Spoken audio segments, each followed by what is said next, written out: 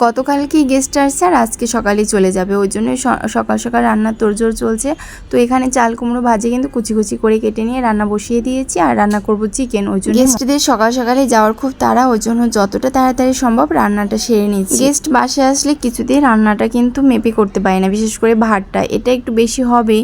আর ভাত দ্বিতীয়বার নাকি গরম করা খাওয়া ভালো নয়, ওই জন্য কিন্তু পান্তা ভাতটা আমি খেয়ে নেবো, ওই জন্য আলাদা রেখে নিয়েছি।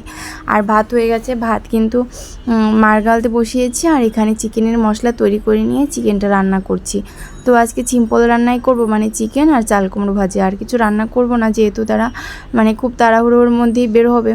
ওই জন্য এই রান্নাটা একটু গুছিয়ে গাছিয়ে মানে তাদের খেতে দিতে পারলেই একটু শান্তি হবে। আর গেস্টরা যদি বাসায় আসে, তারা যদি না খেয়ে যায় একদমই ভালো লাগে না। তো তারা চাইছিল যে সকালে বের হবে, একদমই খেয়ে যাবে না, কিন্তু কোনো মতে কি আর সেটা সম্ভব? ওই জন্যই কিন্তু তাড়াতাড়ি করে রান্নাটা করছি। তো চিকেন রান্না হয়ে গেছে, তো তাদের খেতে দিয়েছি। আর এইদিকে আমার হাজব্যান্ডের লাঞ্চ বক্সও রেডি করে নিয়েছি।